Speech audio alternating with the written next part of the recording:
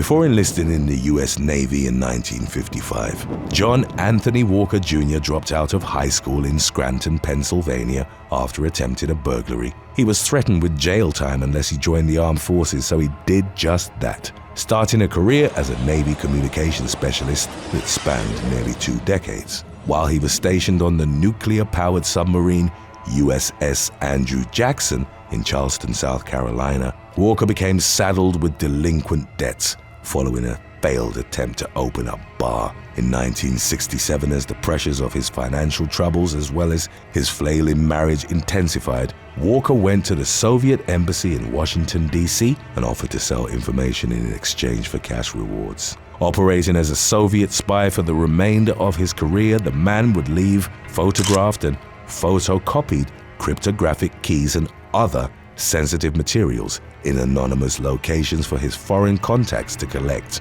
Upon retiring from the Navy in 1976, Walker started a private detective business. However, he continued to collect classified documents from his brother, a retired lieutenant commander who worked for a defense contractor, his son, a petty officer assigned to a nuclear aircraft, as well as a Navy radio man named Jerry Whitworth. In May of 1985, Walker was finally tracked down by federal authorities and arrested after his ex-wife and one of his daughters went to the FBI with information about his spying. He and each of the members of his ring were taken into custody and charged with passing along state secrets to Soviet operatives. The New York Times reported in 1990 that intelligence experts had estimated that Walker provided enough code data information to significantly alter the balance of power between Russia and the United States. In exchange for a lighter sentence, his son Walker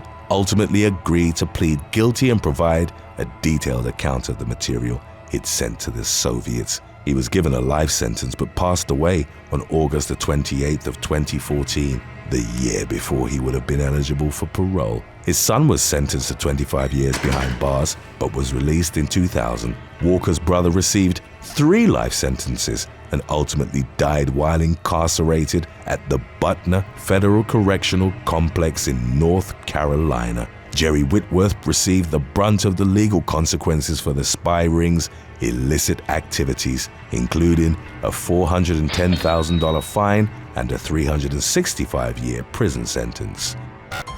Number 6. Harold T. Martin III. In 2016, while investigating the hacker group known as the Shadow Brokers, the FBI was alerted by the National Security Agency to a Twitter post uploaded by a computer scientist working at a Department of Defense facility in Alexandria, Virginia. The man, identified as Harold T. Martin III, had used an anonymous Twitter account to contact Kaspersky Lab, a Russian multinational cybersecurity firm. Using information provided by Kaspersky researchers, the FBI obtained a search warrant for Martin's home in Glen Burnie, Maryland. A SWAT team broke down his front door with a battering ram, deployed flashbangs, and removed the suspected cybercriminal at gunpoint. Inside the residence, federal investigators, in conjunction with the Maryland State Police, found more than 50 terabytes of classified information from the National Security Agency. Martin had reportedly stolen the sensitive data by simply walking out of various government facilities with it in his possession. According to the resulting criminal indictment, the man stole materials from the CIA, NSA, U.S. Cyber Command, the Department of Defense, and the National Reconnaissance Office over a period of 10 to 20 years. Martin's defense team argued that he suffered from mental health issues, of which his actions were a symptom. Investigators found it difficult to conclusively determine if Martin's data theft was for the purpose of international espionage or digital hoarding, which the defense contended. Nevertheless, he was charged with willful retention of national defense information, changing his plea on multiple occasions before ultimately pleading guilty in March of 2019. A few months later, he was sentenced to 9 years in prison, 3 of which would be subtracted for time served, plus 3 years of probation and a fine of $250,000. As of recent updates, Martin was incarcerated at Federal Medical Center in Devens, Massachusetts, a facility that houses inmates with ongoing physical or mental health treatment needs. Number 5. Jerry Chun-Shing Lee. A former CIA officer was arrested in New York in January of 2018 after it emerged that he'd served as a confidential informant for the Chinese government for several years. Jerry Chun-Shing Lee was a naturalized U.S. citizen who initially joined the CIA back in 1994 after serving in the Army. Lee reportedly worked under diplomatic cover in Asia, as well as at the agency's headquarters in Langley, Virginia. Frustrated by his lack of career advancement, he left the CIA in 2007 and began working at Japan Tobacco International, where he served as part of a team of investigators tracking cigarette smuggling and counterfeiting. Executives at Japan Tobacco eventually began to suspect Lee of sending information about the company's investigations to corrupt Chinese officials. He was consequently terminated in 2009, and the following year the FBI received word of his suspicious foreign contacts. When federal authorities subsequently began investigating Lee, it was discovered that he possessed 2 notebooks that contained the identities of Chinese nationals working for the CIA and other highly classified details. It was suspected that Lee's close ties to the Asian country may have played a role in the dismantling of the agency's network of operatives in China started in 2010. A Justice Department press release detailed how the former CIA officer transmitted national defense information to Chinese intelligence officers in exchange for hundreds of thousands of dollars. In May of 2019, Lee pleaded guilty to his charges, and in November he was sentenced to 19 years in prison for his crimes. Number 4. Nadia Antonova. Following the liberation of Kotovska, a Ukrainian village in rural Kharkiv province, in May of 2022, a team of elite special forces troops and intelligence agents descended on the decimated community to arrest the local council secretary accused of high treason. Court records revealed that the suspect, Nadia Antonova, had rendered significant aid to Russian forces in their attempts to stifle rebellion in the area. She was specifically accused of handing over the names of law enforcement specialists who would have served as the backbone of local resistance efforts. She also allegedly revealed the identities of hunters and park rangers whose knowledge of the countryside would have made them perfect partisan fighters. Furthermore, prosecutors alleged that Antonova forced the residents of Kotovska to wear white armbands in support of the Russians. Ukrainian special forces entered the town inside an unmarked car and took Antonova into custody as part of a dramatic nationwide blitz of traitors and turncoats accused of helping Russian invaders. Number 3. Tyrod Nathan Webster Pugh. On January the 10th of 2015, U.S. Air Force veteran Tyrod Nathan Webster Pugh traveled to Turkey, where he sought to cross the border into Syria and join forces with the Islamic State in its efforts to engage in violent jihad. The man was denied entry by Turkish authorities, who found him to be in possession of a laptop, as well as 4 USB drives that had been stripped of their plastic casings in order to destroy their contents. Pugh was quickly deported back to the US, where he was placed under close watch by the FBI. On January the 16th, he was arrested in Asbury Park, New Jersey, on suspicion of attempting to provide material support to ISIS. His laptop reportedly indicated that he'd conducted internet searches for borders controlled by Islamic State. The device also contained an ISIS propaganda film, as well as execution videos made by the extremist group. It subsequently emerged that the former Air Force mechanic had penned a letter shortly before his travels to Turkey, in which he stated in part, "I am a mujahid. There is only 2 possible outcomes for me, victory or martyr." In March of 2016, Pugh was convicted at trial and consequently sentenced to 35 years in prison. Number 2. Jonathan and Diana Toby.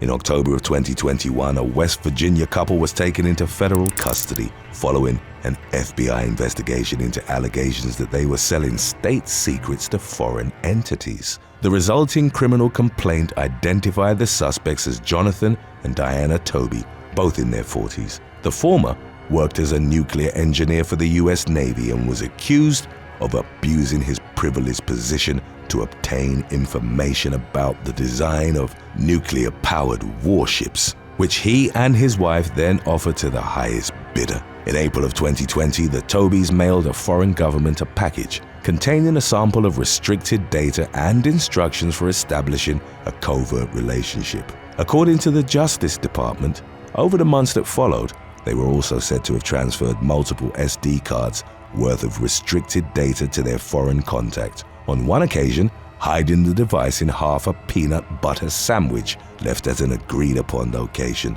Unbeknownst to the Tobys, the foreign operative with whom they'd been conducting the illicit transactions was actually an undercover FBI agent. Both Jonathan and Diana were charged with espionage-related offenses to which they pleaded guilty in August of 2022.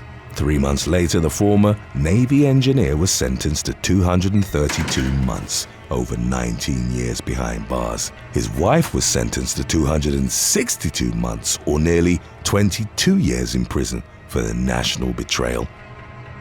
Before we continue with number 1, and in case you thought betraying your country wasn't bad enough, you can stay tuned after this to watch our previous video on Pastors Gone Wrong. Number 1. Ukrainian Traitor. In September of 2022, reports surfaced that the counterintelligence unit of the Security Service of Ukraine arrested an unidentified woman on suspicion of sending the coordinates of Ukrainian army positions to the Russians. Shortly after the invasion, the 32-year-old suspect, who resided in a village in a border area of Chernihiv Oblast, reportedly established contact with Russian officials. She continued her communications with the occupiers even after the Chernihiv Oblast was liberated. Between August and September, the woman obtained sensitive military information, including the locations of ammunition and weapons storage sites and the locations of checkpoints, as well as movements of military convoys. She then transferred the data she'd collected to the Russians by way of a messenger app, for which she was compensated with a cash reward. Ukrainian law enforcement conducted a search of the suspected traitor's home and found multiple communication devices, some of which contained evidence of messages she'd exchanged with a Russian Secret Service representative. Number 7. Kenneth Glasgow. Reverend Kenneth Glasgow was charged with capital murder for his involvement in the fatal shooting of a 23-year-old woman. The half-brother of the famous Reverend Al Sharpton, Glasgow was a well-known human rights activist, credited with founding a non-profit organization called the Ordinary People's Society. On the night of March the 25th of 2018, Glasgow had reportedly driven an acquaintance of his named Jamie Towns around the city of Dothan, Alabama, as he searched for his stolen car. The two men ultimately tracked the car down and discovered that it had been taken by Brunea Jennings. Towns fired multiple gunshots at Jennings, who was sitting in the driver's seat of the stolen vehicle. She suffered fatal injuries while Towns and Glasgow subsequently fled the scene. Even though it was Towns who'd pulled the trigger, Glasgow was also hit with capital murder charges. Alabama law imputes charges to individuals found to have aided or abetted in the execution of a crime. While Glasgow awaited his murder case's final determination in court, he was arrested again following a traffic stop in which he was found to be in possession of cocaine. The pastor allegedly tried to swallow a packet of illegal substances in order to conceal them from the policeman who'd pulled him over. As the officer attempted to remove the bag from the reverend's mouth, Glasgow bit down on his fingers. He was charged with possessing a controlled substance, assault, and tampering with evidence. In February of 2021, a grand jury ruled that there was insufficient evidence to convict Glasgow of capital murder, and those charges were dropped while his other offenses were still pending in court. Number 6. David Love. The pastor at New Hope Baptist Church in Independence, Missouri, murdered his best friend in cold blood in order to hide his decade-long love affair with the victim's wife. Pastor David Love and his mistress, Teresa Stone, came up with a plot to kill each other's spouses and run away together with the life insurance money they'd subsequently collect. On March the 31st of 2010, they set their plan in motion. Love fatally shot Stone's husband, Randy, in the insurance office where the man worked. The victim had been the pastor's best friend and a longtime member of his church's congregation. Love even went on to deliver an emotional eulogy at Randy's funeral. The next step of the scheme involved Love breaking his own wife's neck and staging a car accident to conceal the murder. Before he had the chance to commit a second murder, however, investigators began piecing together the details behind Randy's death. They ultimately landed on Love and Stone as the likely culprits. Police uncovered the fact that Stone had recently suffered a miscarriage, despite her husband having undergone a vasectomy many years prior. They deduced that Stone was having an affair and that she'd called on her lover to help to eliminate her husband. Stone eventually confessed to her extramarital activities and revealed that it had been Love who'd killed her husband of 19 years. The pastor maintained his innocence, but after the evidence against him became indisputable, he was charged with first-degree murder. In November of 2011, he avoided the death penalty by taking a plea that reduced the charges down to second-degree murder. He was sentenced to life in prison, while Stone was sentenced to 8 years after pleading guilty to charges of conspiracy to commit murder. Number 5. Kenneth Copeland.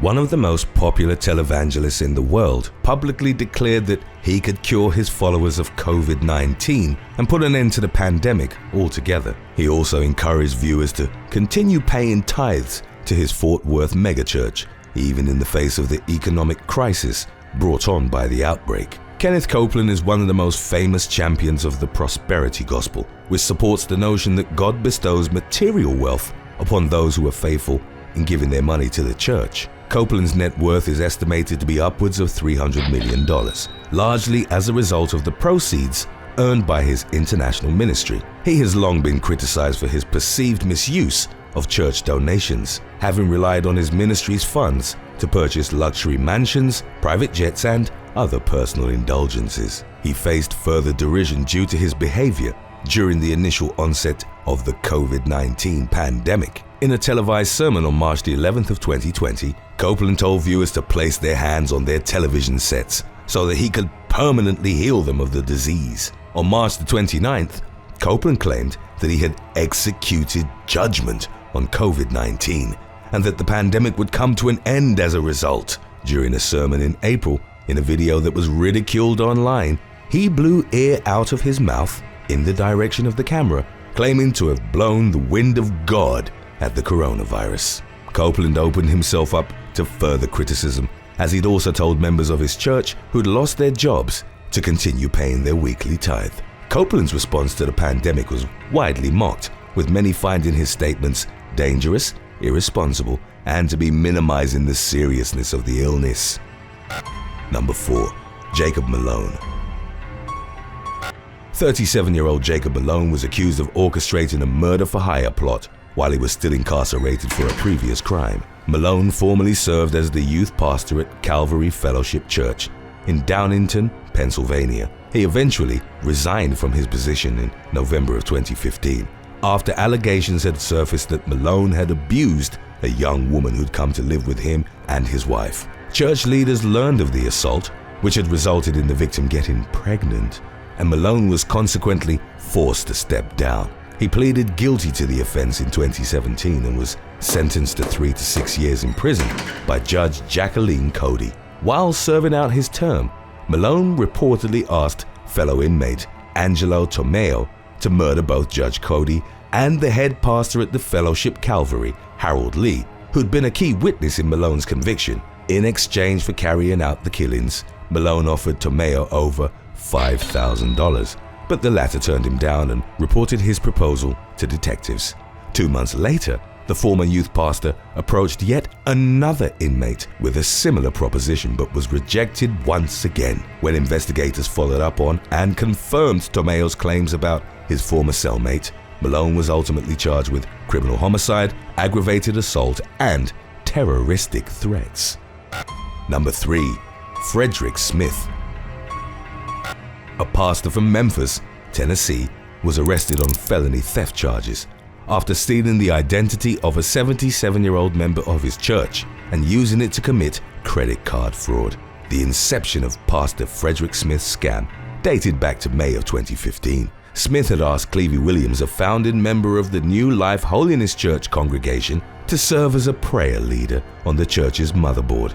Williams was honored by Smith's request and enthusiastically accepted it, but the decision swiftly proved to be ill-fated. Smith claimed that he would need certain pieces of personal information from Williams in order to make her position official. He subsequently obtained her social security number, driver's license, and information from one of her utility bills. Not long after giving this sensitive information to the pastor, Williams began receiving credit card invoices showing charges between $10,000 and $60,000. She hadn't any knowledge of the purchases detailed on the statements, nor had she applied for the credit cards being used in the first place. Williams confronted Smith over the fraudulent charges, and her pastor admitted to signing up for the credit cards by using the personal information he'd collected from the elderly woman. He was taken into custody by Memphis police but later released. Smith failed to show up to his scheduled court appearance the day following his release and instead took to Facebook to declare his innocence. It was reported that Smith also committed a traffic infraction while awaiting his day in court. The vehicle he was driving at the time had been registered under Clevie Williams's address. Smith was ultimately indicted on charges of felony theft and identity theft. Today's topic was requested by Miss Pratt, Stebo, Black Gemini, and Cat with the Strap. If you have any other topics you'd like to learn about, subscribe and let us know in the comments section below. Number 2. Barry Minkow. After masterminding one of the largest Ponzi schemes in history, Barry Minkow became a born-again Christian while serving out his 25-year prison sentence. As a result of his good behavior and apparent rehabilitation, he was granted an early release after just 7 years served. During his incarceration, Minkow had become heavily involved in the prison's Christian ministry and had even taken biblical classes at Liberty University's School of Lifelong Learning. Upon his release in 1995, he became the pastor of evangelism at a church in Chatsworth, California, also serving as the director of the church's Bible Institute. 2 years later, Minkow was appointed as the head pastor at Community Bible Church in San Diego. In addition to his pastoral efforts, the infamous former convict also operated a for-profit investigative firm called the Fraud Discovery Institute, which worked to expose pyramid schemes and other forms of financial fraud. In an ironic twist, in March of 2011, Minkow pleaded guilty to insider trading in connection with his fraud discovery business and was sentenced to go back to prison for 5 years. Around the same time of his second conviction, rumors began circulating that Minkow had been defrauding members of his own church for some time. One elderly woman from the Community Bible Church claimed that the pastor had swindled her out of $300,000. A widower told investigators that Minkow had stolen $75,000 from him after claiming he would donate the money to a hospital in Sudan. Instead, Minkow directed much of the money given to the church towards helping to finance a movie about his life. He was sentenced to an additional 5 years as a result of his church-related scams. Minkow was ultimately released in June of 2019. Number 1. Matthew Phelps.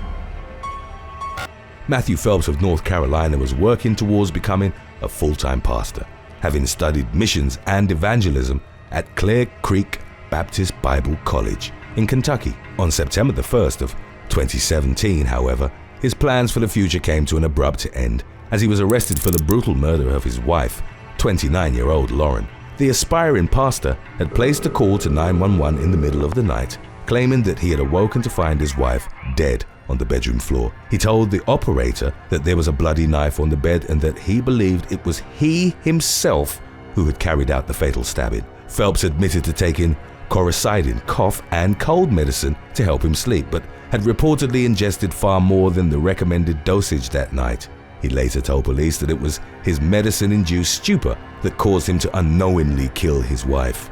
After initially pleading not guilty, Phelps ultimately pleaded guilty to first-degree murder and was sentenced to spend the remainder of his life behind bars. Although Phelps blamed his wife's death on his own abuse of Coricidin, it was discovered in the case's legal proceedings that the couple's marriage had been fraught with rising tensions leading up to the incident. Phelps was allegedly spending more money than they could afford to lose, and Lauren had consequently made plans to leave him. Additionally, it was revealed in court that Phelps had developed an obsession with the 2000 film American Psycho, which centers on a narcissistic man who is secretly a serial killer. Phelps had also expressed to a friend that he was curious what it would feel like to kill someone. The victim's autopsy indicated that she'd been stabbed a total of 123 times, including 44 cuts to her face and neck.